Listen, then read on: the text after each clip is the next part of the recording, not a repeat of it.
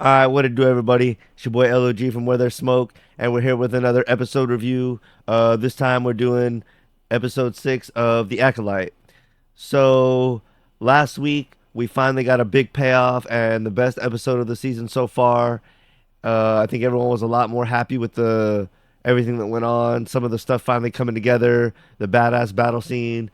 But anyway, this was a really good episode to follow that up. It had a lot going on, so let's go ahead and jump into it. I'm actually kind of rewatching the episode in the background while I'm doing this review. And as the scene opens, and the first thing that happens is Osha wakes up. And I noticed that that's the same thing that happened in episode 5. That's the way episode 5 started, with Osha waking up after being force pushed out of the way. So I just thought that was an interesting way to start 2 episodes back to back, with her kind of disoriented, waking up, realizing where she is. And of course, this time she wakes up in Kumir's little lair, or wherever he's kind of hiding out and hosting his little operations at the moment. So I've noticed with the Acolyte, they have done a good job, or something that I like, of splitting up the episodes and kind of having them separate and going back and forth between Osha and May. And I guess it kind of works with those two characters and the duality and flashing back and forth between them. But this episode was another one where they did that. So I think I'm going to go ahead and talk about the Kumir and Osha scenes, and then go through all those, and then cover the Soul and May scenes. So we start off with Osha, finding out where she is. She kind of goes out onto the beach and follows Kumir to where he kind of goes out for a swim and washes himself. And I kind of feel like he knows she's there the whole time, because she sneaks up on his clothes, grabs his lightsaber, and then they have a good dialogue where he kind of makes her question whether um, it's ethical to kill him at that moment, because it's not in the heat of battle. And he really starts to question, like, what's good, what's bad, what do you believe in? And he starts to kind of play the Sith mind games. And I think Kumir does an excellent job of continuing the Sith thing, and he does a beautiful job of like playing on her emotions and questioning like, not what's real, but what's right. And if Jedi are not honest with their emotions and kind of block that part of themselves off, that can be maybe something he can pick at and use to his advantage. And watching this opening scene with him and May again, he definitely is very calculated and diabolical with the whole thing. I even think him taking off all his clothes and going for a skinny dip could be like a way to disarm himself without his clothes, without his lightsaber. It almost is like um it gives Osha a leg up, and it's almost like, you're seeing me naked, so like I should be at a disadvantage. It's almost like disarming himself in like a really, just, I don't even know what way to describe it, but it's interesting. It's just really, really lowering himself in a way to try to make himself seem beneath her and below her, and really kind of just play more mind games. And then he has that whole dialogue with, uh, what does he say? It's interesting that you ask about Soul before May. I mean, the whole thing is beautiful, especially in the opening scene. And he continues in the later scene where he, as I said a little bit ago, he references like the Jedi blocking off their emotion and not being able to go but so far. She has feelings for Soul, in a father way, a mentor way. She had feelings for Jackie, maybe in a romantic way. And he was like, they can only return those feelings so far, if any. He's like, do you like that? Is that who you are? He really starts asking good questions, and getting in her head in a way that's effective. Because even later she says, "Is this what you tried with May?" And he says, he does a sit thing where he's like, "Well, I thought May wanted what I want." And then that leads to further dialogue where she's like, "Well, what do you want?" He's like, "I want the power of two." And there might have been a few more lines here or there, but I think you kind of get the gist of what I'm saying. I really encourage people to go watch this episode. It was another banger to follow up episode 5, but he was really laying on the Sith tactics heavy, not pressing too hard, asking the really good thought provoking questions to try to change her perspective and twist how she's thinking. And by the end of the episode, he even encouraged her to try on his helmet, and she did. And he did a cool thing where he would like leave and let her, like, in the beginning, she woke up, he wasn't around, she could explore, and then found him and followed him. And then at the end of the episode, again, she found herself alone, where she could kind of try on the helmet if she so chose. And he even gave her the option to leave, seemingly. So he seems like he's given her a lot of free options, but also causing her to think. So he's really doing a number on her mind, and it's cool because you're getting to kind of see how Sith play their little games a little bit more rather than the Anakin and Palpatine relationship, which was kind of rushed because we had to see it throughout. We only got some scenes that were dedicated to that. Obviously, there had to be other things going on, but throughout two movies, we kind of saw that. But this is, we're going to see it play out, through part of an episode and hopefully through part of a series. So I thought it was beautifully done, and I really enjoyed that part of this episode as well as the soul part. So let's get into the soul and May part of the episode.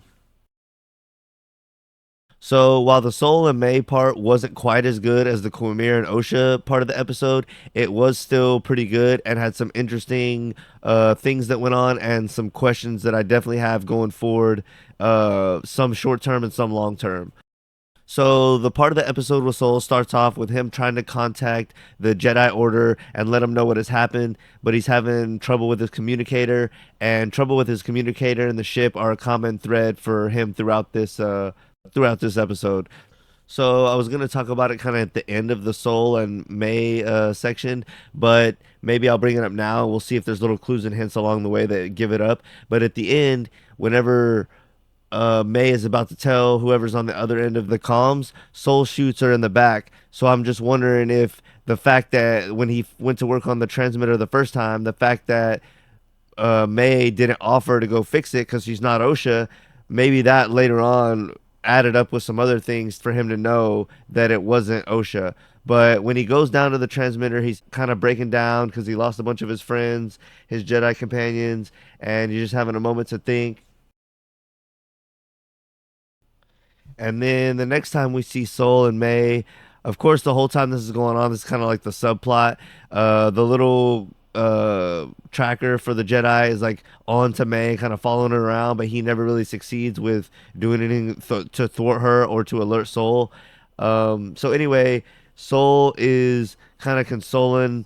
Soul is consoling. He's consoling who he thinks is Osha and says he's gonna finally face the High Council once and for all and tell them everything, which is really weird. He keeps on insinuating. This is probably the third time, at least, in three different episodes that Soul has insinuated there's more that he has to tell us about the flashback and what happened whenever they first discovered Osha and May. So, right when he's about to tell her what he's maybe going to tell the Jedi High Council, the comms come on, and right when Soul's about to talk to the Jedi Council, or maybe not the council, but the Jedi, whoever's on the other end of the communicator, the whole ship kind of shuts down, which is really strange. I'm wondering why the communicator went out and then why the whole ship shut down, because it doesn't really seem like either May or Soul want that to happen. Soul definitely doesn't seem to want it to happen, and then also May, it seems like, is eager to get to Coruscant, and maybe not. Maybe she does want the ship to die, but it doesn't show us as the viewer anything of her messing anything up. And when the comms come back on and she's able to, it seems like she wants to use the comms to her advantage. So I'm not really sure why the ship's shutting down. That's a really kind of side note thing that I was wondering. The other thing, obviously, is what Soul has to tell everyone. We're all waiting to hear. And then before I cap off this episode review, I wanted to jump back to the Cormier stuff real quick. I think there was two questions he kind of left unanswered that just really, again, to echo what I said earlier, to really lay on that Sith mystique and kind of their whole methodology of encouraging a new apprentice to join them. He didn't answer when she asked kind of when he was at the Jedi Temple. He just said like a long, long time ago, almost making me wonder if he is older than we think, and there's been a lot of speculation over whether he could be tied to another Sith that has we have the whole Palpatine Anakin thing with immortality. Well, that came from somewhere older, so we're thinking maybe Quimir is tied in with someone that knows something about immortality, and this really makes me think that too. Make me think he's older than he is. And then later on, when she sees his scars, she asks him where he got them from his former master, a Jedi, and he just kind of looks at her but doesn't answer. So there's a lot to speculate, a lot for us to still learn about this character, and I really like the way it was written and acted out this episode. So bravo on two good episodes in a row. I would rate this probably 8 or a 9 out of 10. Another really, really solid episode. The only thing that was lacking or that I would detract from it was the little whatever little animal is the tracker. I wanted to see him following and knowing about May pay off in some way. But other than that, I really love the episode. Again, I would probably give it an 8 or 9 out of 10. If you're a Star Wars fan and you haven't checked out The Acolyte yet, definitely check it out. It's a series worth watching. It does have its flaws, but overall, as I've said in a prior review, this is only season one. So give it a chance. Some series only get their footing in season one, and then season two and three are when some of their best stuff comes out. So I really have high hopes for this series. I'm really enjoying these last two episodes, and I'm looking forward to the last two and seeing how they really come out with the last two episodes and in the first season. So I guess I'll see y'all on future podcasts and everything, and on the next video review of the Acolyte. And until next time, LOG from Where There's Smoke. I'm out.